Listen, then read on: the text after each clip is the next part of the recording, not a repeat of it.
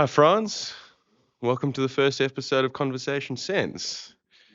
I think a best place to start is tell us what we are doing here at the Common Sense, Frans.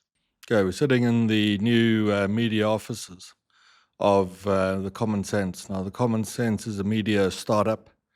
It's a tech business in the main, so an enormous amount of effort has gone into engineering bespoke, extremely advanced large language models that we think will be the future of a lot of economic, political, and geostrategic analysis. And that's a lot of the interest here is to what extent can you take that technology in its present form to a point where it's able to do that kind of analysis.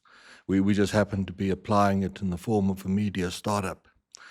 And so we're a tech business, firstly. Secondly, we're what we call a third space business. And the third space theory is a very interesting thing that people live in three spaces. The first space is their homes, and the second space is work.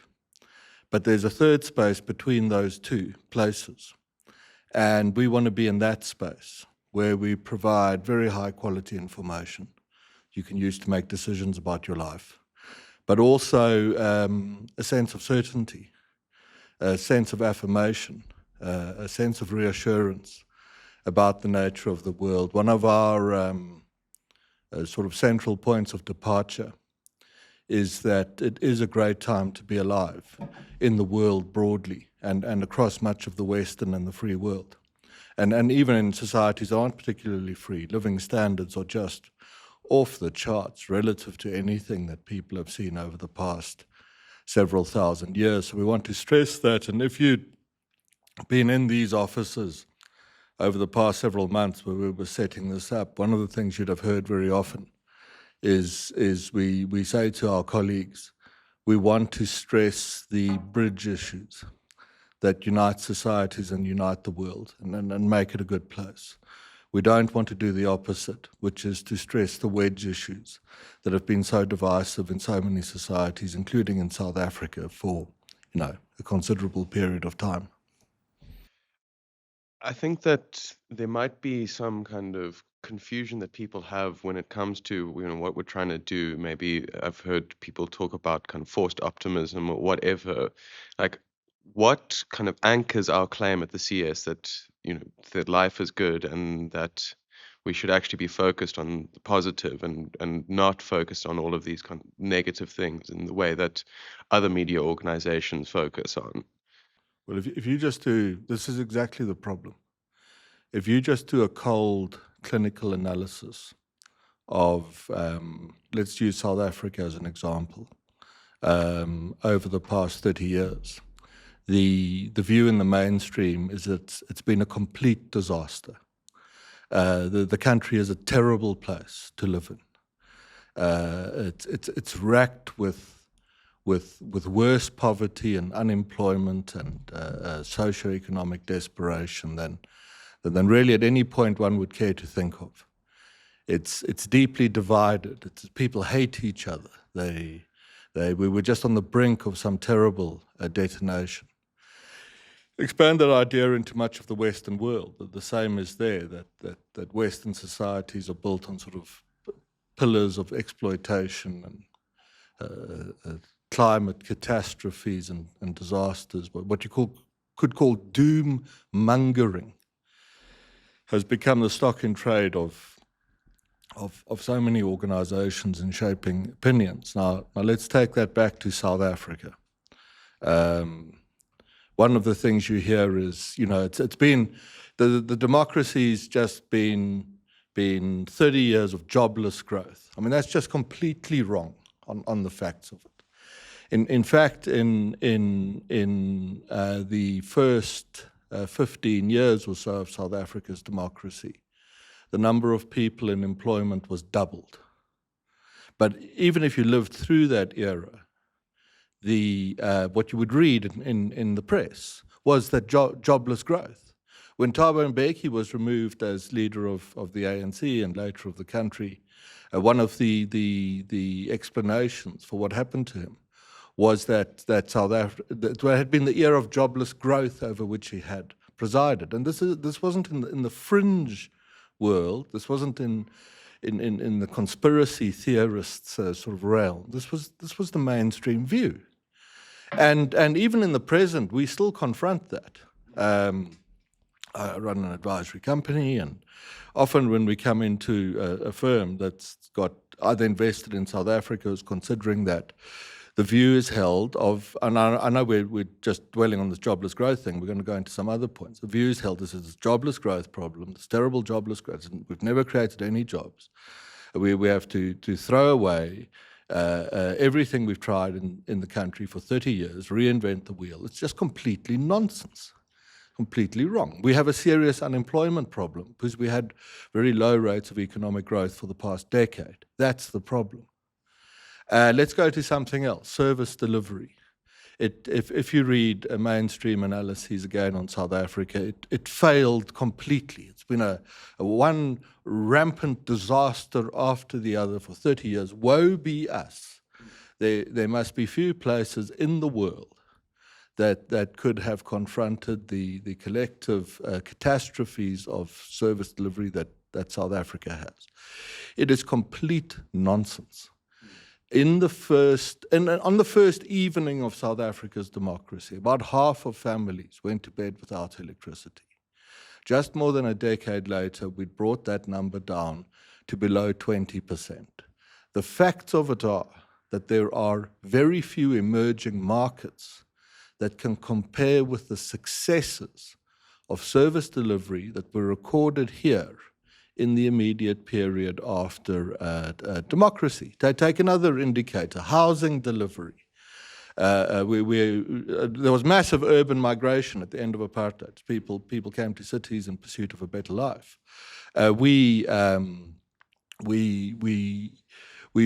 not been overwhelmed on the macro data of it with shack settlements and the like. In fact, through that initial period, let's say the first decade after 1994, the country built 10 formal houses for every one shack that was newly erected.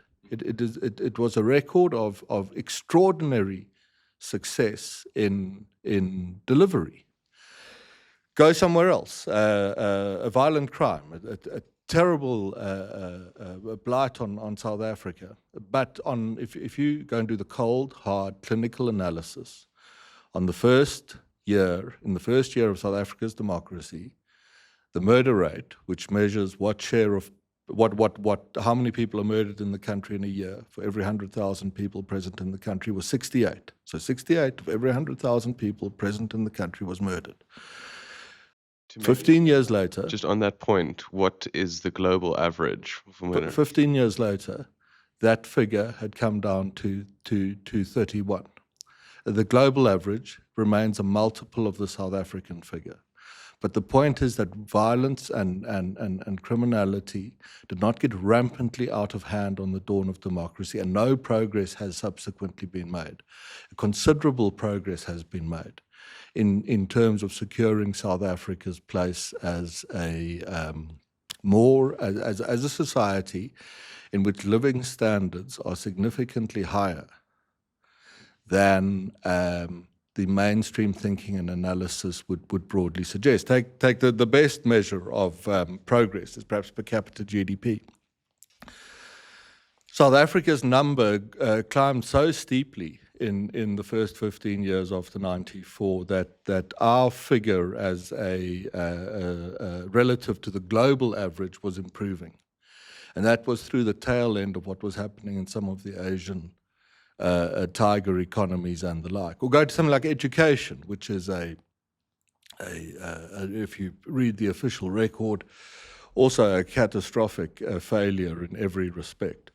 Well, just before we became a democracy, I think the figure was that about 40 white kids were getting a degree in engineering. This is at the end of apartheid. For every one black kid that's getting an engineering degree. Today, the situation is that 2 black kids are getting an engineering degree for every 1 white kid, but the number of white kids is no lower than it was 30 years ago. So again, there is considerable progress that has been made. Now, none of that is to say that there aren't considerable problems that remain. They do. Obviously, they're well aired. We've aired them well over time as well. But the point is this: what kind of society is South Africa trying to build here from this point that we're at the moment? If the society we're trying to build is one of success and mutual prosperity for all our people, getting there requires just a proper factual understanding of where we were and where we currently are. Because if the view continues to be held that it has been one great disaster, we're going to get to democracy in a while, which is perhaps the greatest success, one great disaster over time, then it follows from there that we need to throw it all away. The experiment in democracy was a terrible mistake, and we should try something else.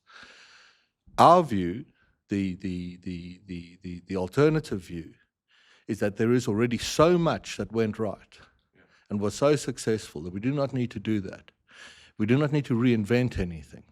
We need to go back to understand what it was that allowed the enormous world-beating progress, emerging market leading progress that the country initially saw as it became a democracy.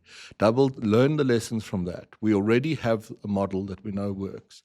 And if we pursue that model, then that is the way to build a prosperous society. But you're not going to get there if you instill a sense within the broader society that the collective efforts of all its people since that moment of trying to become a democracy has been an absolute failure.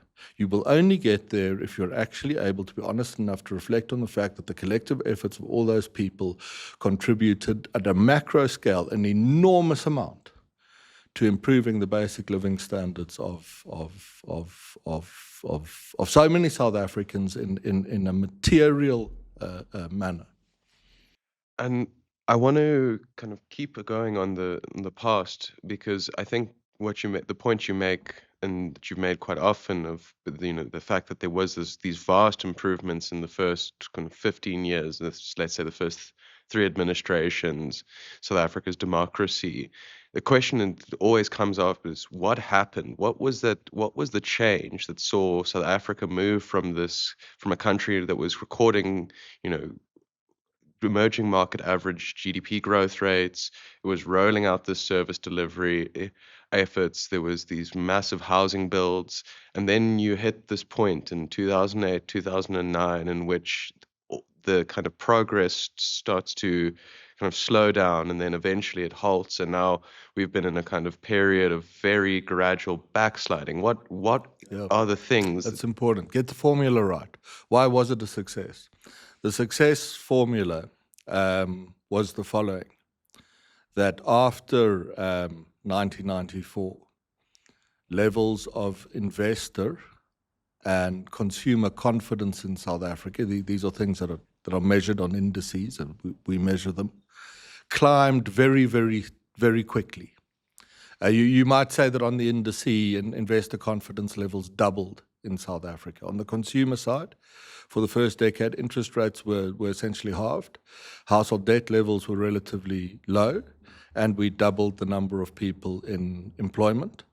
We'd also rolled out the most expansive welfare program of any emerging market. I want to go back to how we financed that, because that's another one of these stories of woe and failure that's complete nonsense and needs to be dispensed with, because the welfare program was a very great success.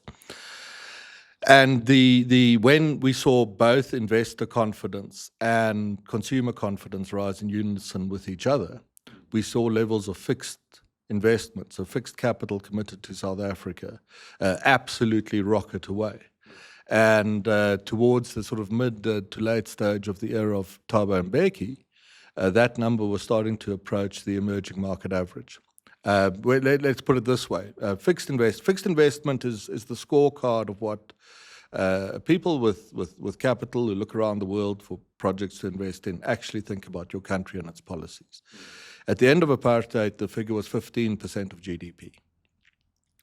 By the time Mr. Mbeki packs up his desk, the figure is north of 20% of GDP, and it's on its way to 25.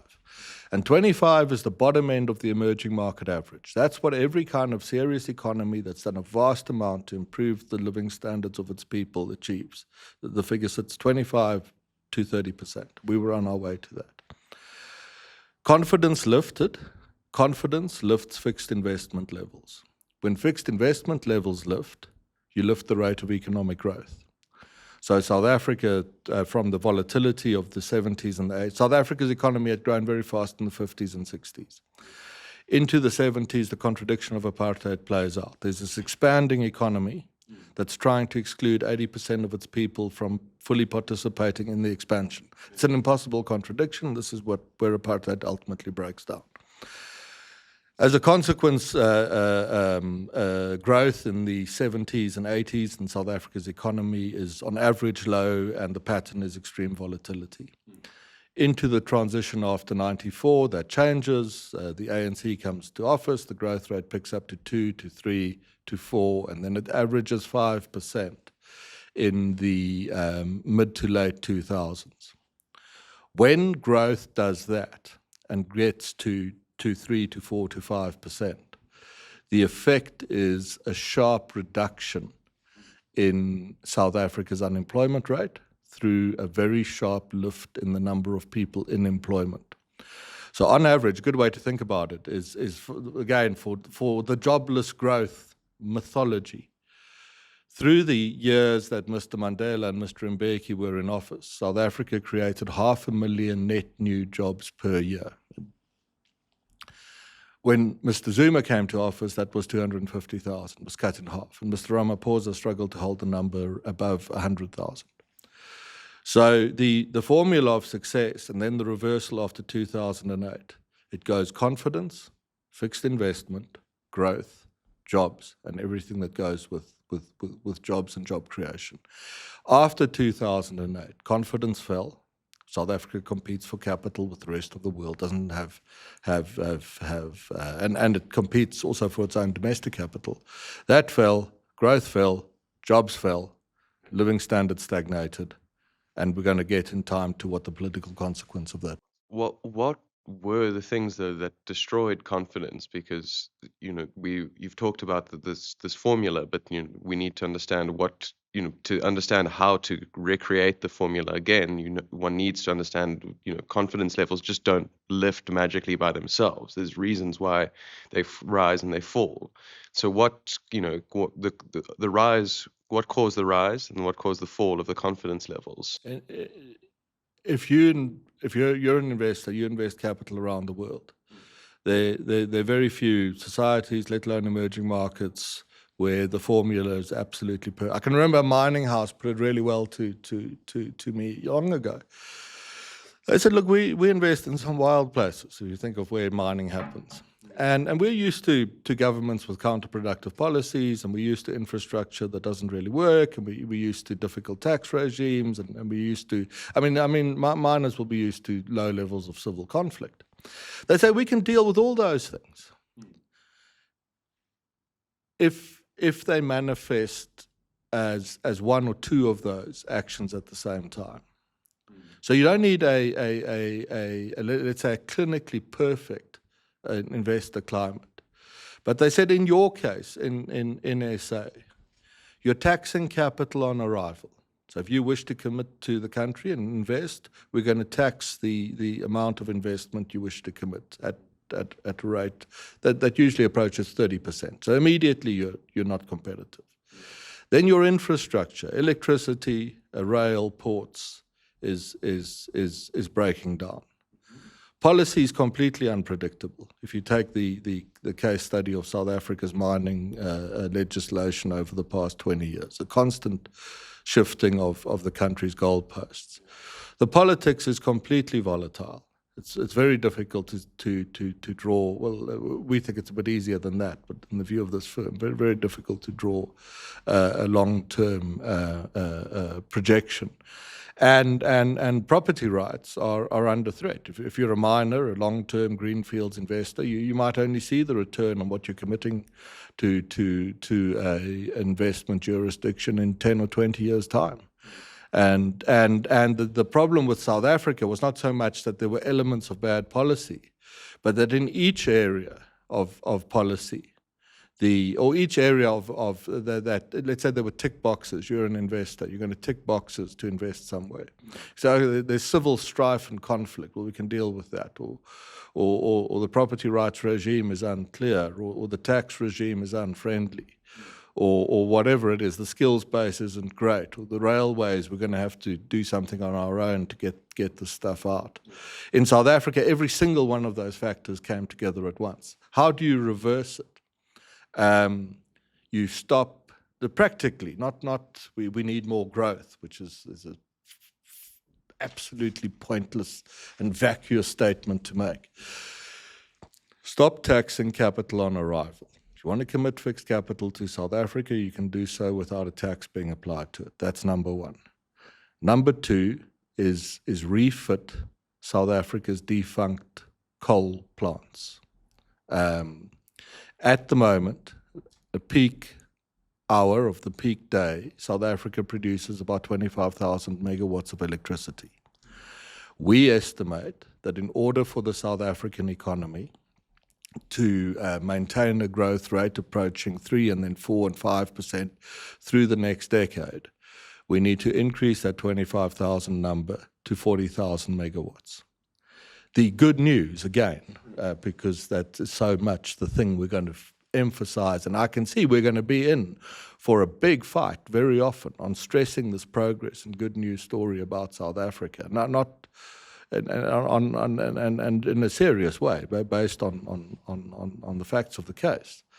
South Africa has more than sufficient surplus grid capacity running from the north to the south of the country to carry that increased production. It has zero surplus grid capacity running from the west to the east of the country, where from the zones of higher solar radiation into where the cities and industry are. Also running north to south, South Africa has about 20,000 megawatts of defunct coal plants and equipment. And our own efforts of talking to engineers, including former and past at Eskom, many of whom wish to stay off the record because, amazingly, this is a controversial subject, so that defunct coal plant and equipment, even where it's 50 years old, if it's audited to determine what's missing or broken or rusted through, those parts are ordered, manufactured if they need to be, refitted, and those plants are lit up, they will work. And therefore, South Africa does in practice not have an energy cap on its growth rate if it uses the grid infrastructure and installed capacity that already exists within the country. That does not, the immediate counter to that we've received so often that we just don't even wait for the question is well, what about environmental issues? The fact of it is South Africa's environmental problem is 10 million unemployed people who live a terrible life of poverty and desperation. And that should be the country's national priority. That's the environmental concern. The second answer, once you've dealt with it's a moral issue beyond anything else. And you actually have absolutely no place if you're an external activist or diplomat coming to South Africa and telling South Africa's government and its people, no, you have to turn off or not turn on the power infrastructure you already have, because in our societies, part of our culture has become this issue of climate. The second point we make on the energy argument is that we're not having a fight about clean energy. You can drive around in Mpumalanga, that's a sort of where a lot of South Africa's coal fields and coal plants are, and you can see that before you get to climate issues, it's toxic, the coal burning. You can see that. But South Africa needs to be given a break here, that for the next decade, it's allowed to refit and use the defunct electricity infrastructure that already exists. because that is the only way we're going to move from the 25,000 to the 40,000 megawatt peak daily production, which is the only way that you can actually then start to talk seriously about getting the economic growth rate up from sub 1% to 3 and 4 and then 5%. Thereafter, as those plants reach the end of their lives, there should be a transition to something cleaner. Now, that may be nuclear, and it may be green if storage technologies for green energy improve. So there's not in practice, let's say some European diplomat came here, and, as they are wont to do, lectured the South Africans that in practice it's better to have very high rates of desperate poverty than to turn on your coal plants. The South African answer should be actually as offensive as that is, which it is. We're not arguing that point. Yeah. We're saying it's a question of timing in our case, more so for the fact, which we'll still get to, that about a year ago, just more than that, South Africa did an amazing thing in that after 30 years of the African National Congress, which had been the party of Nelson Mandela, having a national political majority in South Africa, had lost that majority. And instead of throwing its lot in with the radical populists, which it might easily have done, it chose to do something else, which is to form a coalition government with an essentially centrist political party. That, if we do not burn the coal now to get the growth rate up and therefore the jobs rate up and therefore start the cycle that we've set out for you before, there is a very real risk that that experiment will fail. Yeah. And if that experiment in democracy fails, we will get into what the consequences of that might be. They're not all dire for the wealthy and the middle classes. In fact, we think they're not. But if the point we'll make as we go on in this talk is if the South African democracy fails, the prospects of those desperately poor, unemployed people who've been left behind, who still haven't been given avenues into a comfortable urban middle-class existence, they will be probably trapped in poverty permanently. So the unity government has to survive in order to liberate the last of the desperately poor from that desperation.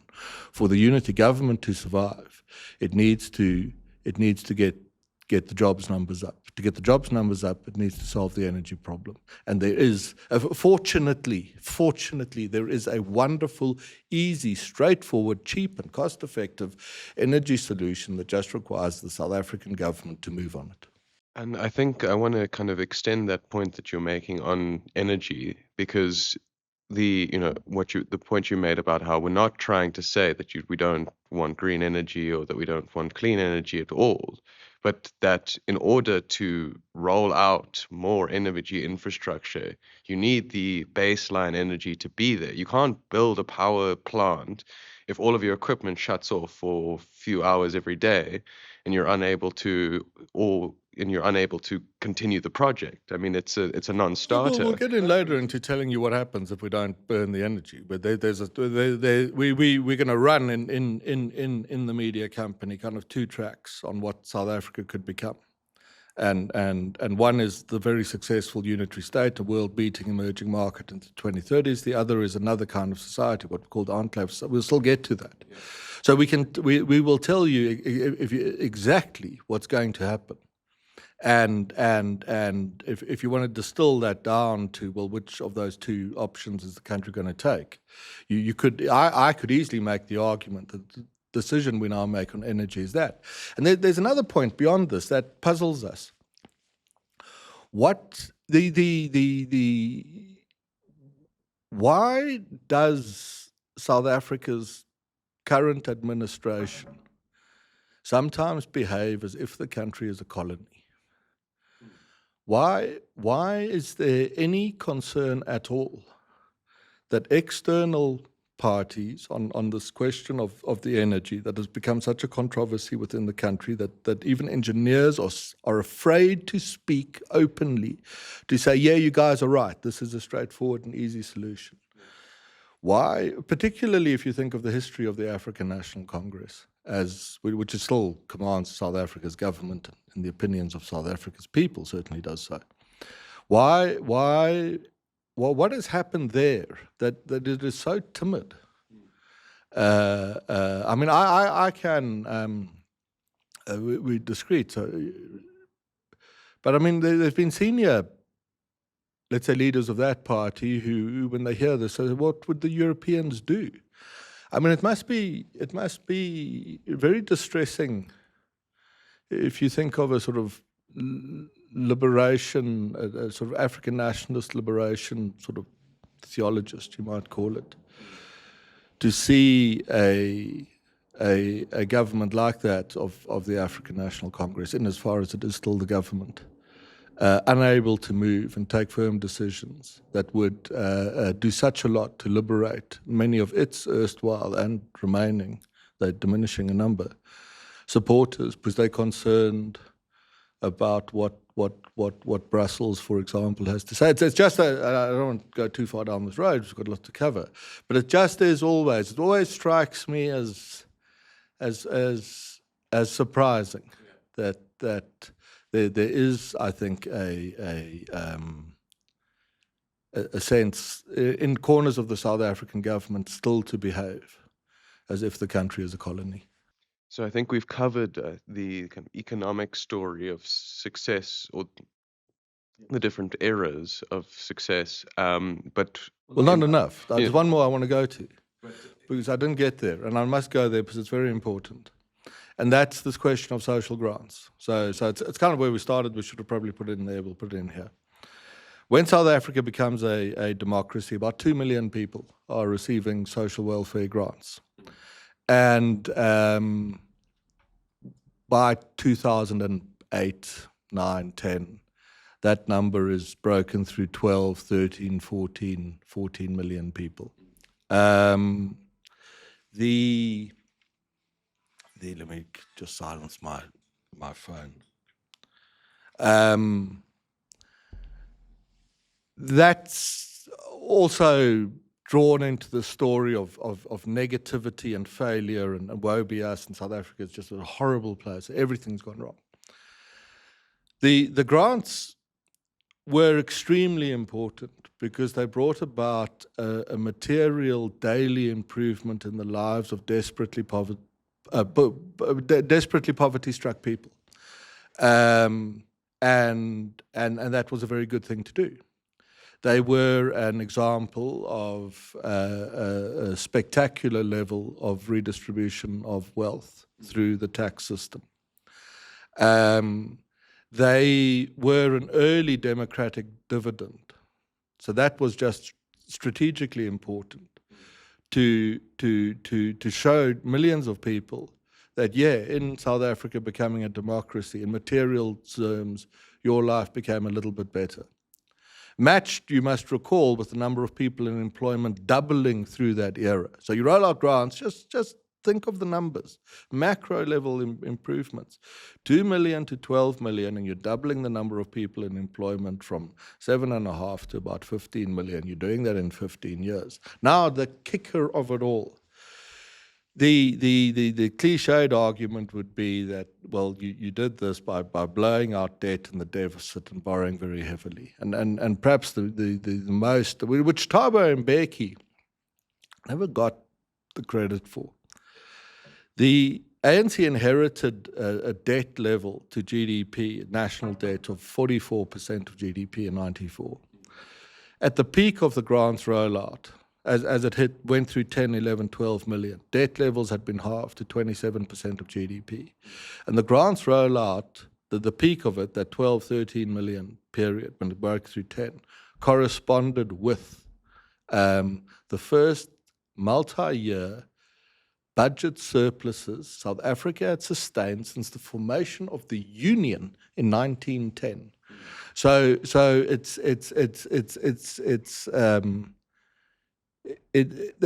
when I say that as an emerging market, what was done in those first 15 years was good. I mean that is an extraordinary achievement, that you can match that kind of fiscal management with such very strong levels of social support. And the activists and so on who were critical of what the ANC did on debt and the deficit weren't able to do the math to understand that the saving on the government's interest bill that arose from diminishing debt rates, because government pays interest on its debt, is what was used to finance the initial rollout of that program. And I'm just going to, I know we've got to move on a bit, but again, if the collective of South Africa's people, because it was a collective effort, these things, when they look back at where the country was in 1994 and where it is today, actually can, without qualifying it, and which is an irritating thing, but there's still poverty today, we know that, can actually just short of that say, that a vast amount was done to make the world a fundamentally, a definitively better place for the majority of all its people. And once you've made that statement and stood on that and on its own, without adding anything else, then you can go on to saying, well, how do we move from where we are today, where we face many serious problems? We will get into those, I'm sure, to resolve them. But the point, and I think the point the common sense is going to stress, is that first one very often. There is, on its own, a case to be made that needs to be made and understood and deeply imbibed within the society. The history is not one of failure. It is, in fact, one of quite extraordinary successes that are that are potentially models. We were fortunate some time ago to be able to help some of the let's say the broader administration that run the country for the first 15 years to think through some of this. It was actually a very rewarding thing to say, that you guys, when you were in government, you never got the credit for what you achieved, and that's actually a problem, because the national psyche of South Africa is not going to put itself in a position where it can grow the place and be successful again until we properly and honestly acknowledge that democracy in South Africa brought about, for a long period of time, an absolutely massive improvement in the lives of so many of its people, which means it's pretty straightforward for us to do that again. I've said that enough now. What are we talking about next? So I think what I wanted to kind of draw out of you, and you are almost there, is that, outside of the kind of economic successes, which are never talked about, never acknowledged, there is one giant success that is acknowledged, but I don't think that people necessarily understand why and how fundamental the shift to democracy in South Africa is. The movement away from, white minority rule to an actual, universally enfranchised society, and one in which now, on the tip of Africa, surrounded by countries that have faced revolution, civil war, and whatever, the way that our political system has evolved is that we've now fought 7 free and fair elections. And we've watched as the party in government was rewarded for their initial successes, moving from 63% in 1994 to about just sub 70% in 2004.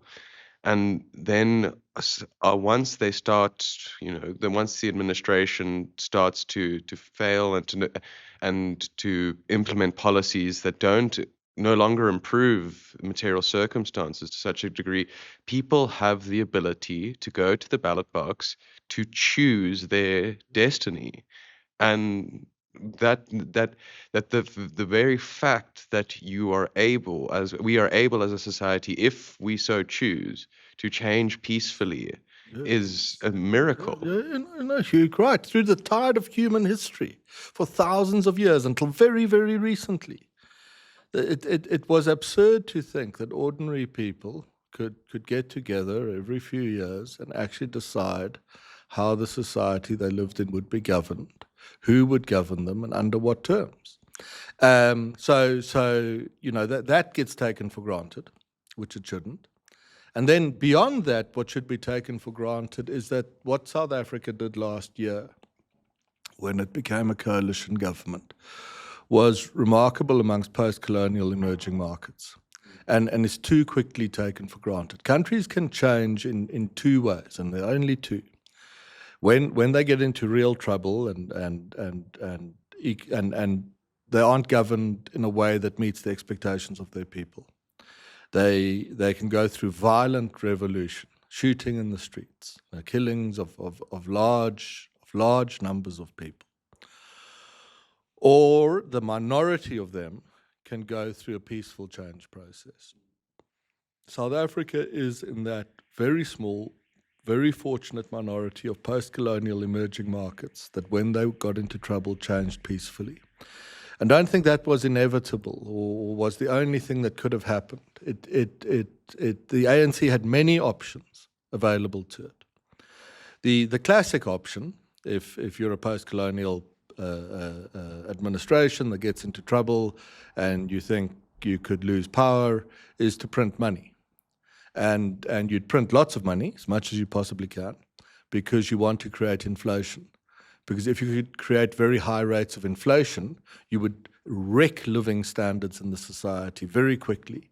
And that would lead to massive suffering and massive anger, and you could easily harness that anger to populism and do an end run around the courts or the rule of law or an election. So ZANU-PF in Zimbabwe, when they got into trouble, they did this. Into South Africa's 2024 election, and the ANC could have done this. It had more than enough power, could have printed lots of money and followed exactly this route. And don't have any doubt, these are guys that know the revolutionary theory better than very few people know more about this than they do. But going into that election in 2024, that they knew they could lose, and we know they knew they could lose because we speak. They didn't do that. In fact, if you look at South Africa's debt curve, an effort is made to put a cap to slow down the rate of debt that had been accrued through the era of Jacob Zuma. And if you understand this stuff and look at that curve, you think, wow, these are guys who knew they would lose, could lose. The key people knew they'd lose. And yet they did this. And why did they do that? And part of the reason is, and this is also, I think, one of the things we want to get right at the common sense is the duality of man. That it's not, I think too much analysis makes the world have neat little straight corners and it's a neat little box and you're either good or you're bad or whatever. Now, the ANC hasn't governed the country particularly well for a period of time. And there are lots of other problems, the big ones. But there's enough decency left in that organization to say, you know what, even at the end, where we would lose, we're prepared to take that hit. And instead of burning the entire country to the ground, which was the option, actually go to an election, contest it, lose it, and then afterwards go and make a deal. So pre the election, the ANC had revolutionary options. Post the election, it had the same options. Could easily have done a deal with Umkhonto we Sizwe and the EFF, reunited the movement, and that would have essentially burnt the country to the ground as well, in a relative sense. But they didn't do that. And they make a deal with the centrist political alternative. And I often, and rightly so, confront clients or whatever the case is, people who say, this GNU is a disappointment. And the politicians aren't moving quickly enough to reform, and they squabble with each other. And all of that is right. But just again, like we tried to do for you earlier on South Africa's progress after 94, just sort of pause on the point that of what that transition was and how unique it was, and that the alternative, which is shooting people in the streets, jailing the opposition, locking them up. I mean, Mrs. Zille would at this moment be hanging upside down in a bunker underneath the union buildings if we were not the kind of society that you wouldn't allow people to wander around challenging for power. I mean, or establishing newspapers and just on the whim of the thing. We're not that. And the line I use is too well rehearsed. Is when a client pushes me on this, I say, if you wish to worry about things, be depressed, I'll brief you on the civil war in Sudan, because that doesn't have an easy way out. Or we could go to the Middle East and the question of Gaza and Israel. We could talk, well, how do we solve that problem? That our problem in the main at this point is that sometimes the politicians are underwhelming, or squabble with each other, or might break up the GNU ahead of the next election. Again, just the thing to stress, in the relative order of things, we are in the fortunate a minority of the experience of the full tide of human history that we are at this point. And even if you're desperately poor in South Africa today, as many millions of people are, and we'll talk about how the country can fix that. The fact that you're actually able to have a say, you're one of the small people. You have no power, you don't have money, you don't have that. You actually go and choose who governs you. Just in the full tide of human history, that is a remarkable thing and not something to be taken for granted. But it can be celebrated in its own right, without qualifying it. And then from that point on, saying, look, how do we now use this to confront the challenges the society has? And I think on that point, what also is not appreciated enough, or not maybe kind of has been forgotten as we've moved 30 years past the point, is that the differences between the rival factions when the negotiations happened. I kind of know this topic quite well because I spoke to a lot of the people who were in the room and negotiating the constitution. That at that point, the amount of hatred and anger that was seething through the different organizations.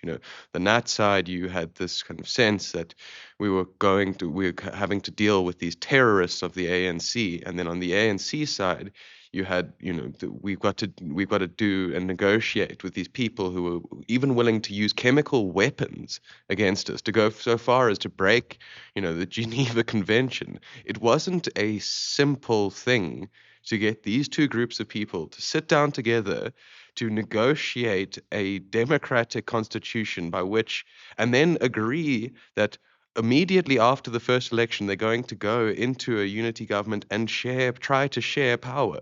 That doesn't happen. It's actually never happened outside of our country. Exactly right. And again, the point is, it's not to say that there aren't very serious problems, but it is to say that it is appropriate sometimes just to reflect on that without qualifying it, and say that's a very good thing. And perhaps you could argue even the greater thing is that, to do that once is something. To do it 30 years later again under such different circumstances is quite something else.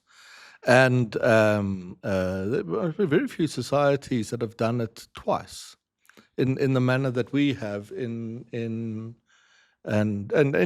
yes, we probably want to get on to the future or something. Yeah, I think before we get to the future, we should just talk about the current moment that we're in.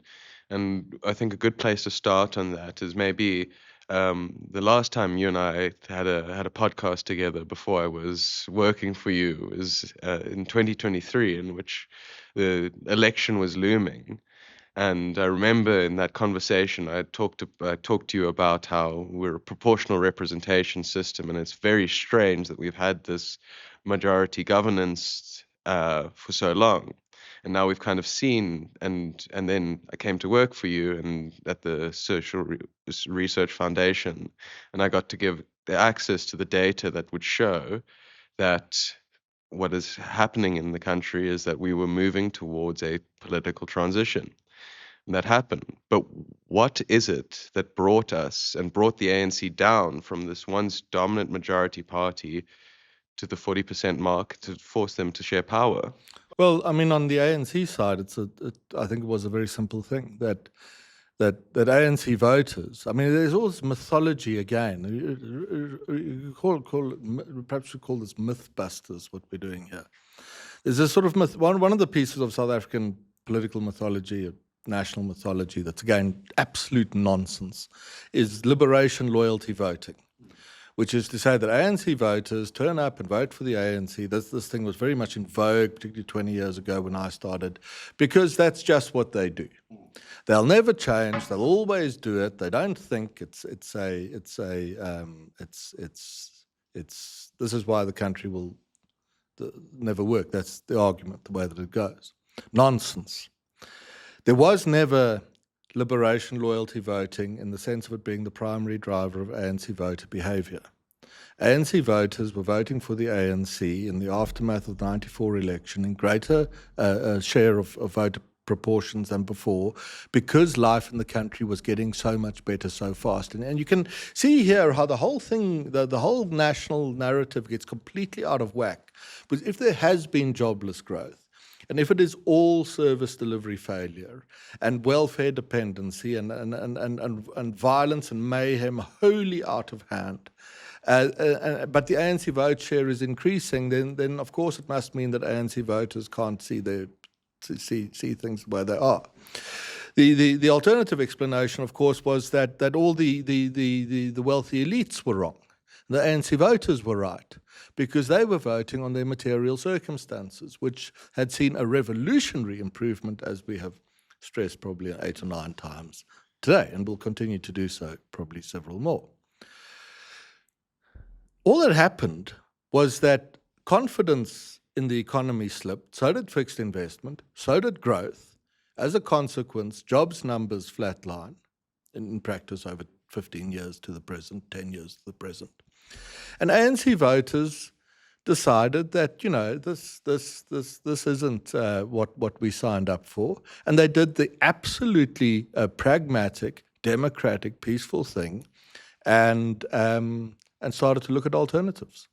And the ANC vote share went to 40%. So all it is to say, all that happened is that material circumstances of people stopped improving, and so the people started making different political choices. It is the simplest analysis. It is also why the country became a democracy 30 years ago. So that if we got to a point where the place wasn't well governed to the advantage of all its people, they might do something about it, which they very clearly have. Now, behind that, we sometimes talk of countervailing forces on South Africa, which are the things that serve to counter the negative trends that tend to be emphasized so much in the mainstream. And perhaps the most powerful countervailing force in favor of the country's success is the broad base of opinion of its people. South African public opinion is very centrist. It's very pragmatic. It's very moderate. We are the opposite of a radicalized society. If the radical populists who missed out on the GNU deal or whatever were to go and do a diagnosis of what went wrong, one of the things I tell them is that you never radicalized public opinion to drive vast levels of hate in the country, because that didn't exist. People actually, in the main, have a vast amount in common with each other. We from the data that we've done and that I did before being involved with the SRF research, showed that 7 to 8 out of 10 South Africans share virtually identical values on what is important in their lives, and agree on almost every question of what they wish their lives to become. They agree on the policies that are necessary to do that. And more than that, they are very pleased to see the success of the other. And that this phenomena, which is completely concealed in the mainstream, let alone on social media, means that we'd go as far as to argue that South Africa is not a multicultural society, where culture is the values that people hold dear to them and how they see the world and what they want from the world. We are and multicultural societies are very difficult to run successfully. Multiracial, multi-ethnic societies are easy to run successfully where there's a common cultural base. And it is definitively the case that South Africa, across every line of race and class and history and socioeconomic divide, in the main share a vast pool of common values with each other. As long as that remains the case, it's very difficult to see how the society fails into a sort of a hellish collapse, which it's not in at all at the moment, but that's how the mainstream portrays it. The risk is do not take from this the idea that we can be complacent, because if public opinion is sufficiently radicalized, then this countervailing force is weakened, and if it's weakened sufficiently, then there are very serious risks that follow.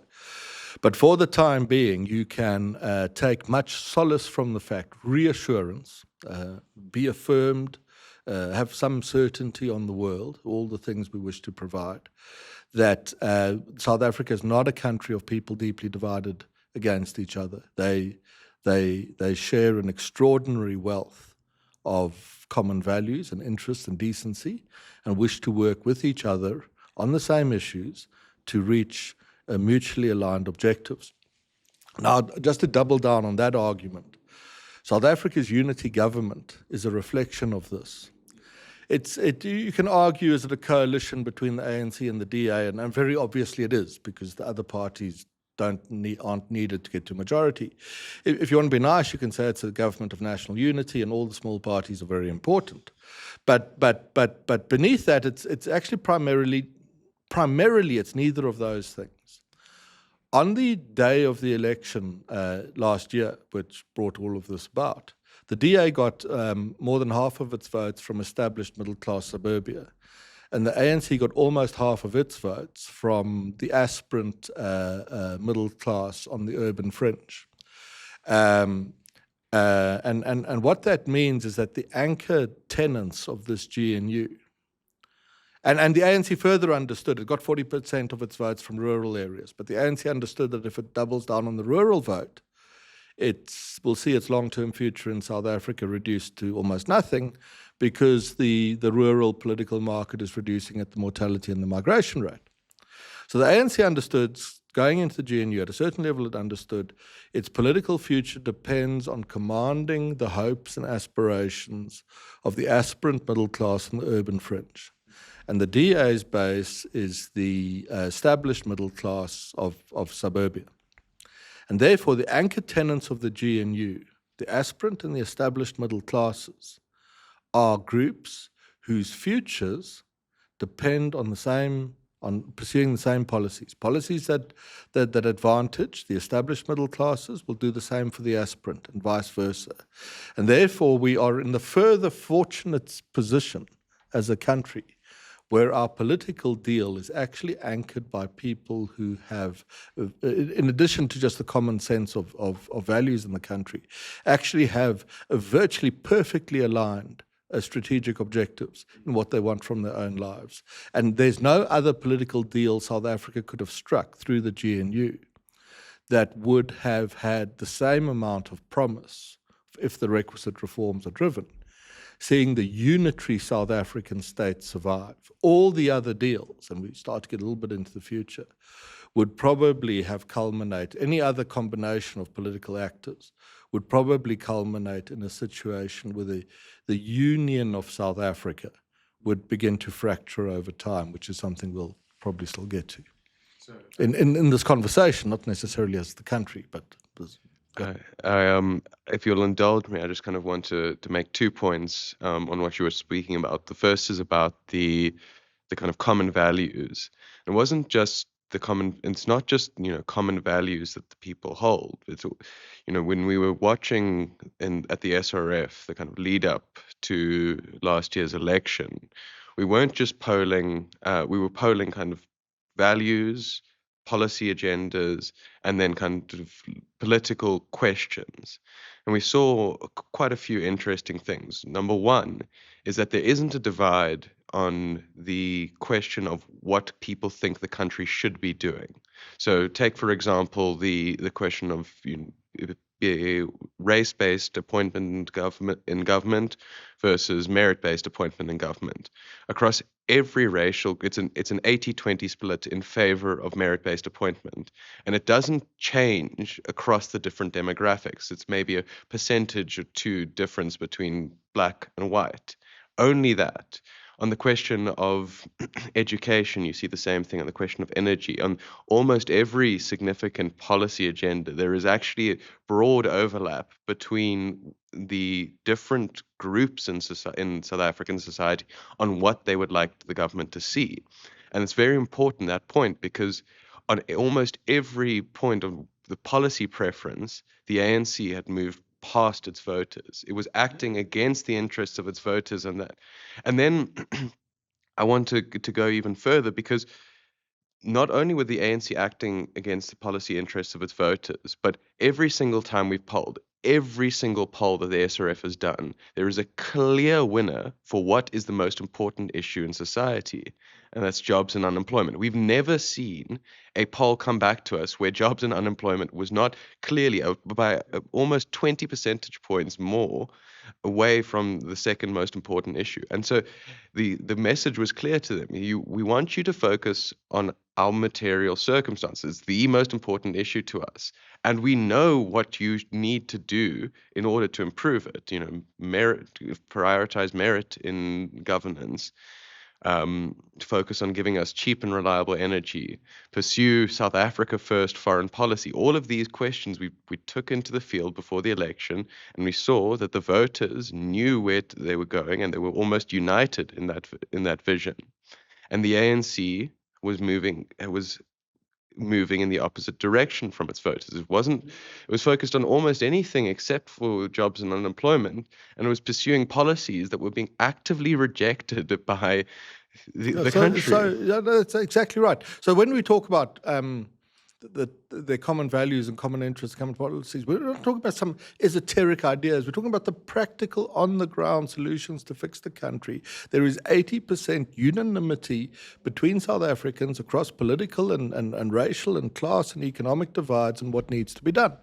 And in as far as anyone listening to this finds that a surprise to hear, that is the dastardly evil thing that social media and South Africa's mainstream analysis world and mainstream media world has done to you, to make you believe that it's all been a failure, that the democracy is falling apart, that the democratic settlement and the constitutional negotiations were a complete failure, and that people are inwardly turned against each other and pitted in some final sort of a bloodthirsty conflict over resources here.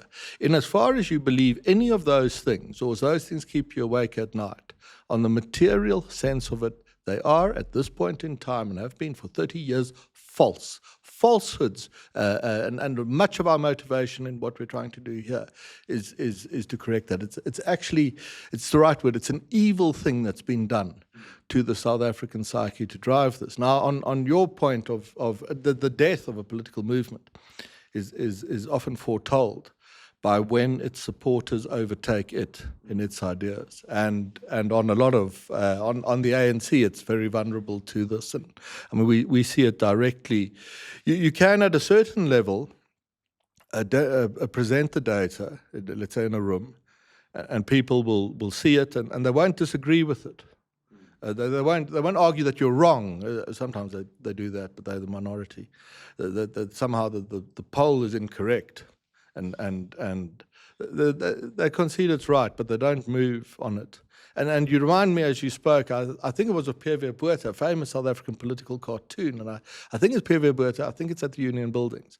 And the cartoon was this crowd outside, and I think it was Botha was told, the people have come to say goodbye.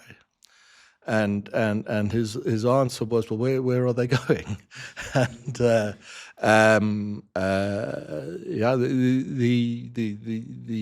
the ANC, to save itself now, and we think it can easily save itself. It's what it needs to get over, the iron curtain, as it were, that's keeping it from saving itself and its own future, is it needs to understand where its voters and supporters are at, and it needs to catch up to them, and not the other way around. We recently had a visitor in these offices who told an extraordinary story of how there are some leaders of the ANC who are trying to console each other with the view that surely the people will soon understand the damage they have done to the party and will return, which reminds, while we're on things, of the... It does remind, it's an important story. Bertolt Brecht, the German playwright, when he saw the horrors of East Germany firsthand, and the initial resistance and the government's there's reaction to it, and how he said that you couldn't say too much, how disappointed the government appeared to be in its people, that perhaps it should dissolve them and elect another. And on that point, and on what you've been talking about, I think I want to extend the kind of discussion around the South African psyche even further, because something that no one seems to have acknowledged, and what I think maybe my role in the SRF being so inundated with our data, what people haven't understood about this new unity government is think that it's a psychological watershed moment for the country. That the fact that the day after the election, the ANC went to the people who, the day after the election results were announced, they went to the people who they'd stigmatized for 30 years, saying these were racists, that we could never work with them, all of those things, and said, no, we're going to work together with them now. I think that the effect that this is going to have on the South African, and it's probably already had on the South African psyche, is to draw people even closer together.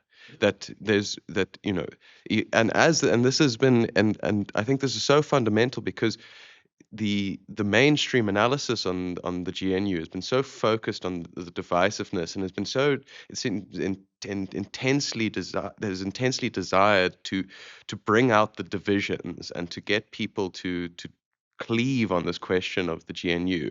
But this is in fact the thing that is in fact a political moment that is bringing the people of South Africa even closer together. Yeah, well, they're already very close together. I mean, we tested it before the election, long before the election last year, and we asked the question of, do you think, the way the question was put to respondents is, the ANC and the DA both have some good people and some good policies. And if they could work together in government, that would be, just about the best thing that could ever happen. Now, this is before the ANC has lost, and there's still, this idea that it can't lose. And this is before the GNU has been struck, because there's an idea that that's completely absurd. How could the DA and the ANC work together? Well, out ahead of all of those things actually happening and being demonstrated to society, we found that I think it was approaching 7 out of 10 voters who were going to vote thought that it would be great if the DA and the ANC could work together in government with each other. So it's not just the idea, again, this is one of those myths cast around the GNU, that the ANC and the DA had to drag their recalcitrant supporters into this. And obviously, if you read the mainstream, DA voters hate the idea of being governed with the ANC, and ANC voters hate the idea of being governed with the DA, because they both hate each other so much. Wrong on the facts of it.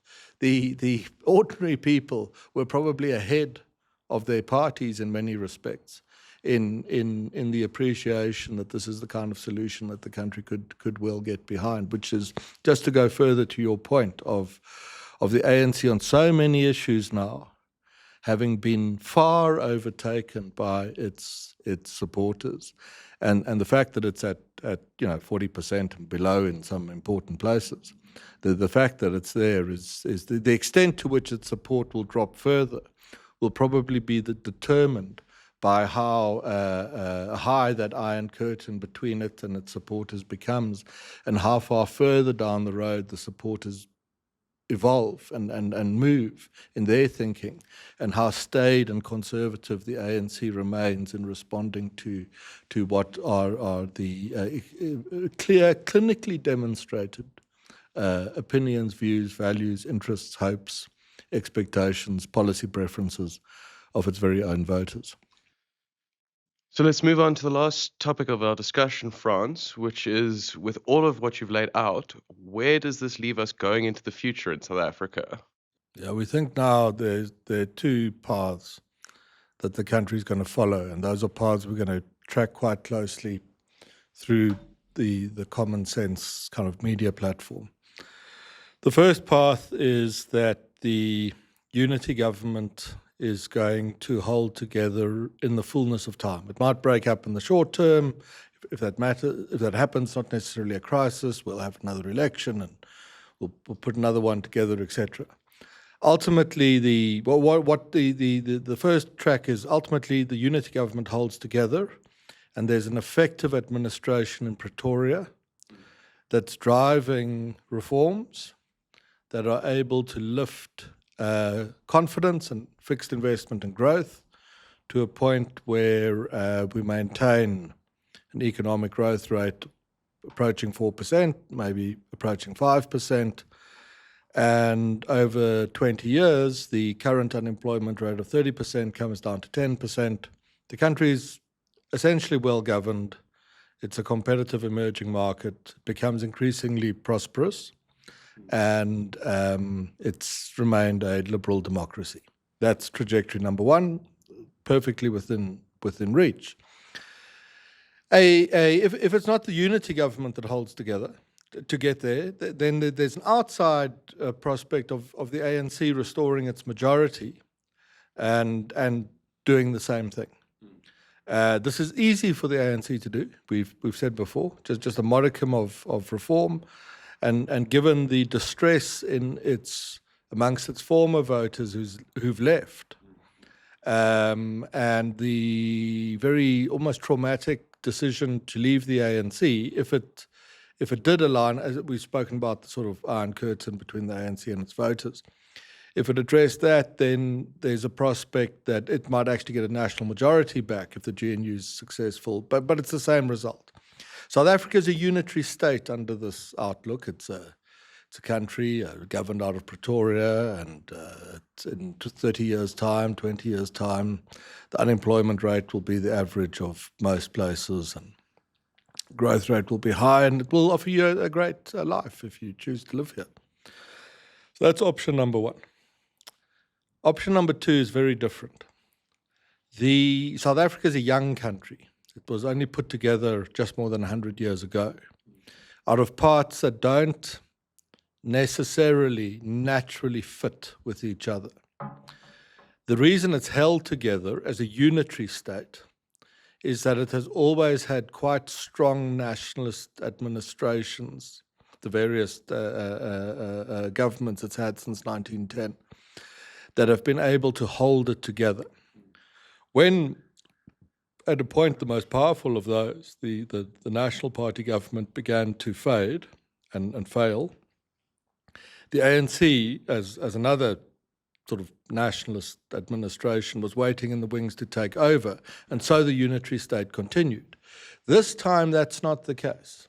So should the ANC fade completely, and should the unity government in its place not be able to hold the centre together through the chain of events that are confidence, fixed investment, growth, and jobs, what then happens is already something that you can see, is the power of Pretoria, the influence the state exerts will begin to recede, which simply means things that the government should do or would ordinarily do if we were a normal unitary state, it would be ever less able to do.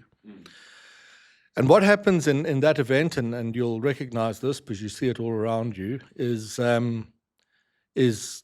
different communities or organizations, private sector, whatever actors they are, will begin to appropriate for themselves what were once the functions of the state. Now, South Africa is already far advanced down this road in terms of security and education and all manner of things.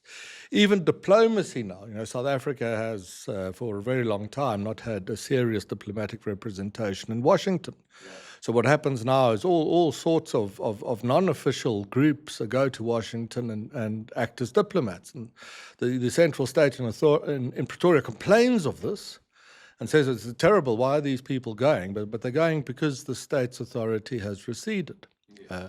And so a vacuum is created. And that's immediately filled.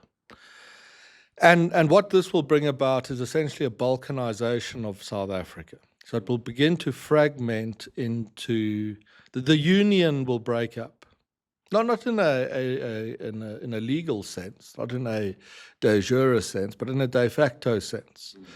More and more communities will begin to appropriate for themselves functions that were once those of the state. These might be as mundane as filling potholes or having a private fire department, as one sees around Johannesburg these days, more and more. We think those enclaves, you might call them enclaves, will be very, very sustainable.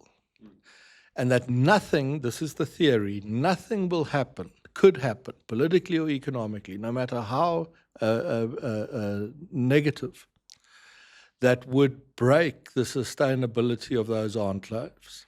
And South Africa, therefore, becomes, on the second track, a very complex society. It doesn't fall off a cliff into hell and collapse. Somalia, Zimbabwe, Sudan, Venezuela. It balkanizes. These enclaves offer a sustainable future to South Africa's elite middle classes, those who wish to remain within the country. That's about 10% of the populations in the elite middle class. They will stay. Now, these enclaves are criticized already as being exactly that, bastions of elite privilege and the like. But South Africa is very fortunate that it has them, because it means that unlike other emerging markets that got into trouble over the last 50 years, let's say it was 60, 70, since the end of the Second World War, at the moment of political and economic crisis, South Africa won't see a massive evacuation of its entrepreneurial middle class and the capital base. Or, if you wish to put it differently, it will retain far more of that than would have happened to any society that goes through similar economic and political crises, that had gone through those crises over the last 70 years. And that means that South Africa retains some of the tax base within the country, more than it otherwise would. So living standards never completely collapse off the precipice, because you'll still pay tax in your enclave, and there'll be still some sort of state support going on and the like. There'll still be a lot of entrepreneurial activity in the country. There'll still be some engines of job creation. So you don't trigger this horror moment where you fall into hell, which is the sort of great existential South African fear. If the central state doesn't hold, will we fall into hell and collapse? No, probably not, and certainly not for the elite middle classes. The questions then put to us, well, how sustainable are these things, these enclaves? And our argument is they are completely sustainable, because what drives them is the extent of the problem they're responding to. So the deeper the problem becomes, the more robust the enclaves become. If South Africa was well governed as a unitary state, there wouldn't be any enclaves. As it gets progressively less well governed, the enclaves get stronger and stronger and stronger. And then still there's skepticism. Well, how strong could these things really be? So let's look at a case study. Imagine you had you'd had clients who have businesses in Natal, which is a South African province on the east coast, which had lots of problems. And imagine that 10 or 15 years ago, you said to your client, listen, here, we're sorry to tell you, but over the next 15 years, these things are going to happen to you. You will run out of electricity.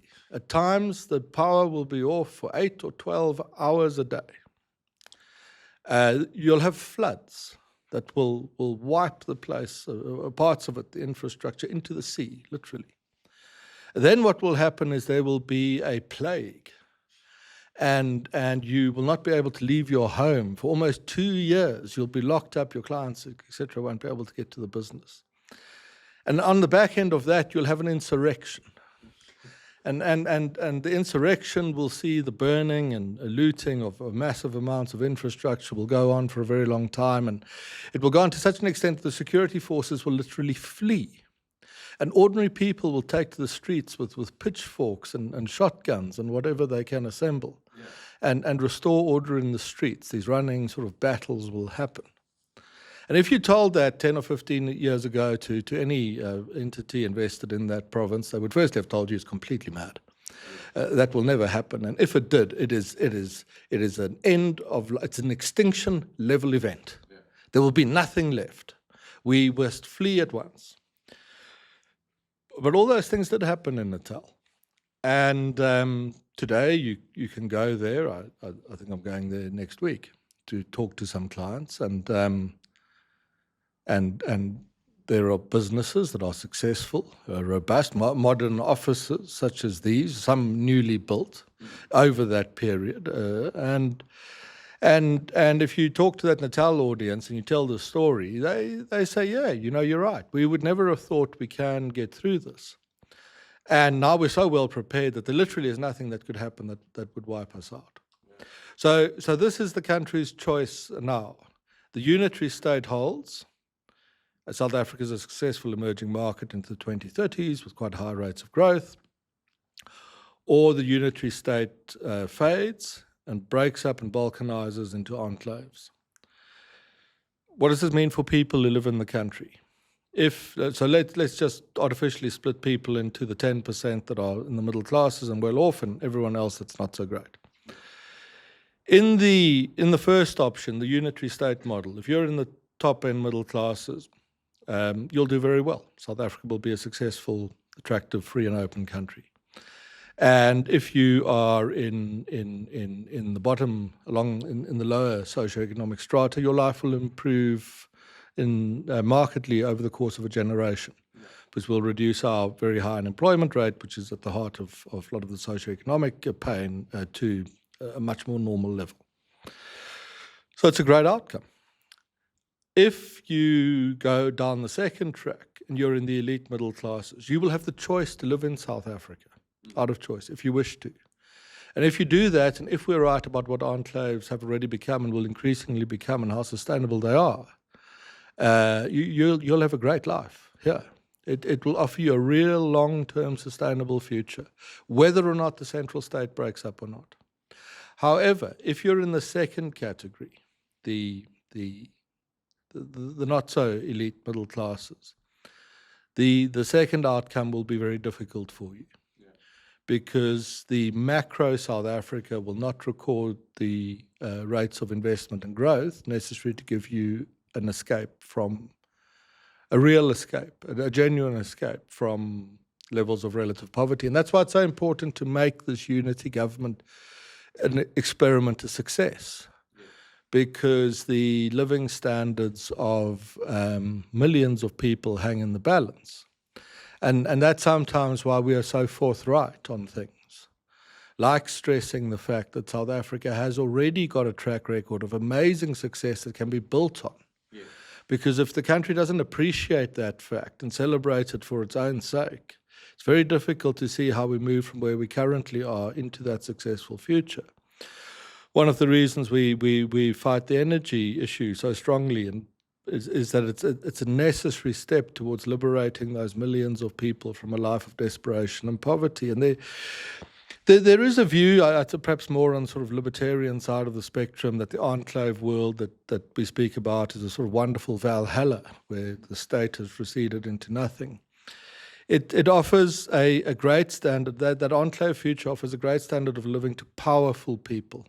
If you have lots of money or a little bit of political power or firepower, you'll have a great life there. The enclave world is a pact between the rich, the political elite, and the people with the firepower.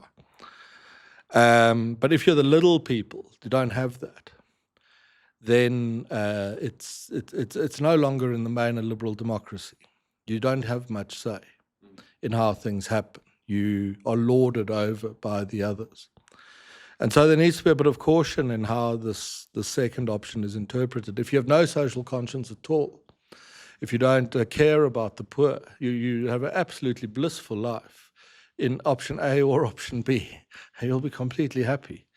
But if you do have some sort of social conscience of these things, then while you'll be materially fine in either of the options, in the second option you'll live with this thing of knowing that outside of the walls there's such terrible poverty and suffering, and that is sustained and might become the permanent condition of the society for a long time. Last thing, and then I'll stop, is the enclaves, I've said, are important. We should celebrate them. They're not bastions of privilege. They're actually a means of holding the society together through a difficult time. There'll be some tax and some employment, so we don't go to hell, literally into hell.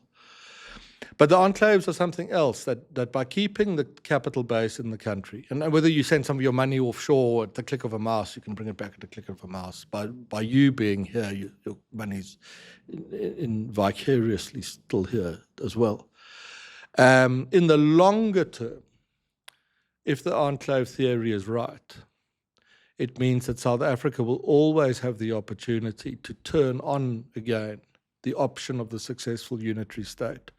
Because unlike a Zimbabwe or Venezuela or Somalia or a real example of hell, we won't need to bring back a diaspora into the country. We won't need to bring back skills. We won't need to, or not to the same extent, we won't need to bring back a capital in the main. We'll have preserved within the country a lot of that. And that makes us quite unique. South Africa's quite at the forefront of enclave formation. Technology makes that possible to a great extent. AI will probably accelerate that trend, and the ability to keep your money around the world is something that allows people to you don't have to exit with your money. And so that, we think, is now South Africa's future. It's a binary position, A or B. Materially, if you're the middle classes, you'll be okay in the main under both. If you're in and not in that group, then that's just to say why it's so important that the unitary state, the GNU experiment, all of that does work. And I think this discussion of the kind of two paths of South Africa, I think, outline what we're trying to get right, the common sense, because, oftentimes I've heard some accuse you of being part of the cult of forced optimism. It's not what we're doing here. What we're doing is we are, you start maybe the kind of quick sketch. Jordan Peterson has this great idea and kind of development of people. You start out as naive, you know nothing about the world, and because you know nothing, you think everything's fine and great and whatever. And then something comes and knocks you over, and you realize that there's real evil in the world, but that realization engenders in you a cynicism. So now you've gone from everything's great and wonderful and awesome to now everything's awful and nothing will ever be right and whatever. But that's not the end of the story, because the step after that is to realize that the two things are actually both true. Things are wonderful and things are evil. The attitude that you should therefore have under those conditions is to celebrate the good things while trying to minimize the chance that the bad things will happen. And that's what I think, the kind of, in essence, what we're trying to get right here is we want to bring out the good, and we want to tell people how they can improve their lives, and we can tell them how their lives have already been improved, and we want to give them the kind of and tell them also how that we avoid the worst possible circumstances, but also not saying that everything was horrible and awful. It's a much more nuanced picture of reality, and that actually subscribes to how the world is, because the world isn't just good or just bad. It is this weird gray place in which good and bad things happen all the time. Yeah, I think that's very right too. I mean, we often sort of fall back on the duality sort of man question that two things can be true at the same time of each other, of the same society. I made the point, which perhaps a good way that I understand it, that many analysts work very, very hard to give their client a clear, neat and tidy picture of the world. It is either in the good box, or it is either in the bad box. And the purpose of analysis, so this sort of advisor would suggest, is to finally determine, are we in the bad box, or are we in the good box, and is our future one of those? And then so we escape that kind of trap easily enough. But then in escaping it, you again realize how from just on the, it's not forced optimism, it's on the record. It is a free society. It did do these transitions. It did double the number of people in employment in a very short period of time. It did roll out a vast welfare program that did such a lot of good in the lives of millions of people, and did so through the redistribution of the taxes paid by the relative elites. So it's actually a very egalitarian kind of a society that was created. Public opinion is good, what it was. And people who know us well enough, who know we're hard-arsed enough and hard-edged enough, that if it was all going to hell, we tell you it's all going to hell, and that's it. We fight against that assessment because we think it's wrong. Yeah. And then beyond that, by being able to establish that it is wrong, maybe you can do a bit of good and get people to realize not how much their lives have improved so much as how much they have already achieved in improving their own lives. And that perhaps, if inspired by that, it's easier to move forward into the future than from the point of departure foisted upon us by so many whose point of departure on trying to fix the country is to say that absolutely everything has been a complete catastrophe for 30 years. There's nowhere as bad as this. Everything has failed. It continues to fail. It fails faster all the time. How on earth do you move a society from that point of departure to success? Now, if it were true, it would be one thing, but it's a lot of nonsense. Yeah. So it's not true. Indeed. So this duality question, I think, is important. And I think that it comes down to just a slightly more sophisticated and thoughtful analysis than what one tends to come across. And I think sophisticated and thoughtful analysis will hopefully be the brand that we establish here. So thank you, Frans, for this wonderful conversation. Thank you to everyone listening at home.